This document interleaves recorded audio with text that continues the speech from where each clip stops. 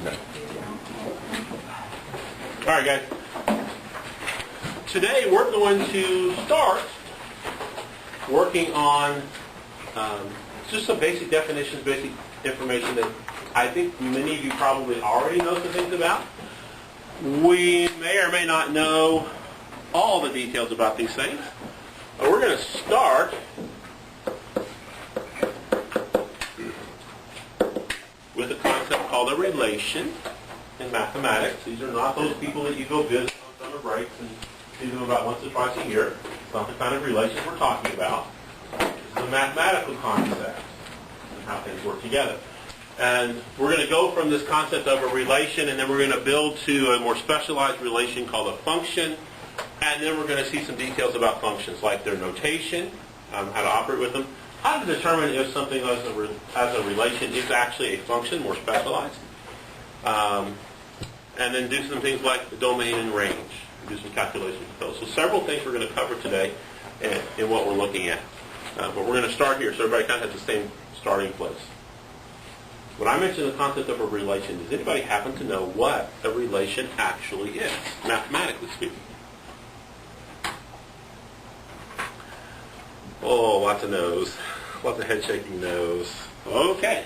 Well, this is a mapping.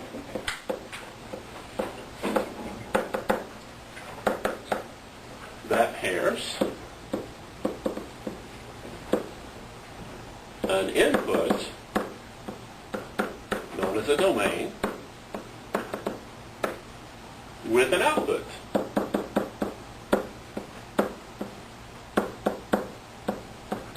known as a range to create ordered pairs, usually x and y. So it just puts things together. Now sometimes we do this through an equation. Sometimes we just say, nope, this one goes with this one, this one goes with this one. There may not be any rhyme or reason why we do it. We just say these go together. And occasionally we do this in such a way that we're actually not pairing numbers together. We're pairing other things together. In a real basic sense, it doesn't have to be numbers. But in mathematics, we usually move on and we start to put numbers together. And so we kind of work with those. But a relation is just this pairing. Now you'll see there's some words in here that you might recognize. Domain and range. The. There isn't a the in there, sorry. Well, okay. So anyway, we have these different groups, and we want to kind of define what some of these different groups are. Before we do that, let's do a specialized relation. And I mentioned it already, function. So how many of you have seen the word function or worked with the concept of function before? Yeah, it should be everybody. I actually got to substitute for a Algebra 2 class yesterday, and they were doing some things with functions. So you should have seen that already. What's a function?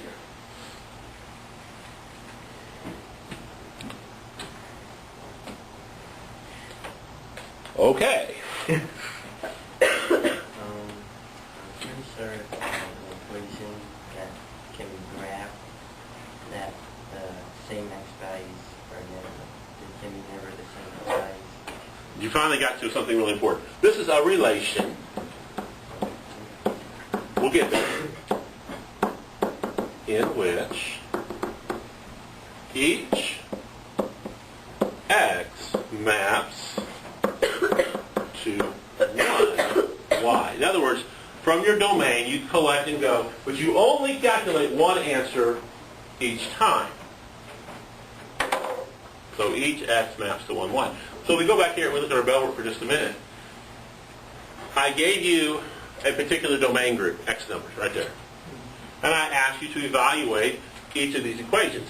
So this relation here, how many answers did we actually collect from putting in each of those 5 x numbers into this equation?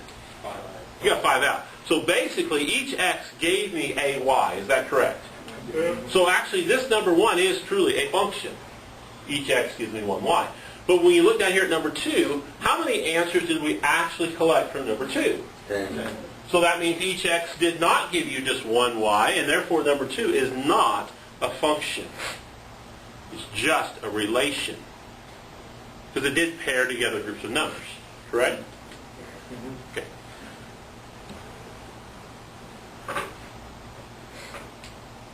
So that's kind of some of the differences we're looking at, and we have to be aware of how we do our calculations. So,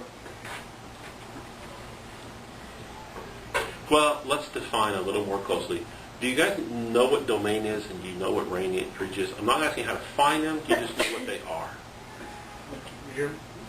Generally, domain is point along the y-axis, and range is point along the x-axis, right? Switch it. The domain is up and down, range is left and right. No, switch it. Domain Oh, I'm sorry. is the set of all inputs or x values which calculate real solutions.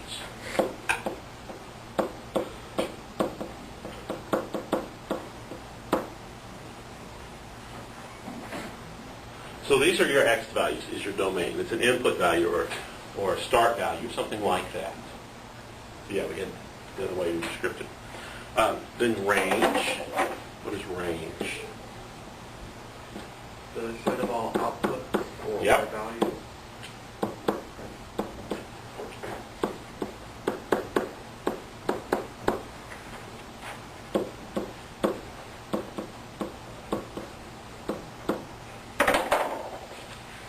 Okay.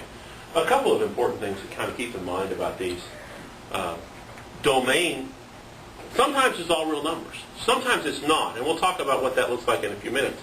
But range is this set of output type things. And so one of the items is if you have a function like a parabola that opens upwards, and you know there's a low point on that thing, you don't want your range to tell me numbers that are way down here that are way below where you're actually going to see something. And one description of range is, where must I look vertically to actually see the graph? And sometimes range actually is all real numbers for things like lines that go up and down through the plane.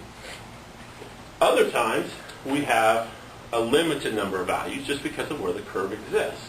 And it helps us to know this is where I want to look to find things. Now, I will also put a caveat on domains.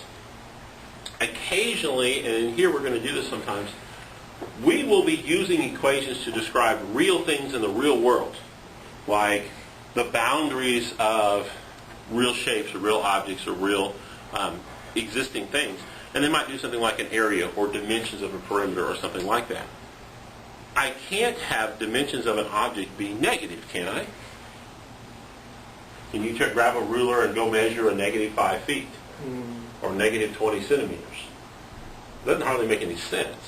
So depending on the situation, occasionally domain is a little more restrictive than just the fact that, hey, I could put a number into this equation and get an answer out. Sometimes it's, what am I really doing? And I need to have a positive number in there because it's related to something that exists out in our real world. So we have to think about our situations a little bit too. Questions about this? Okay. So next question might be, how do I know something is a function, or is it just a relation?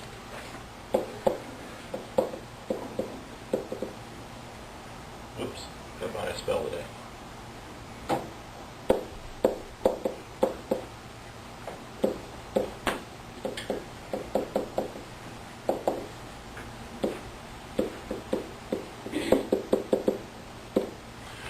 Have you discovered anything or been taught anything about how you determine if a relation is actually a function? Talk about that with each other really quickly. See if you have an idea of how you make that determination.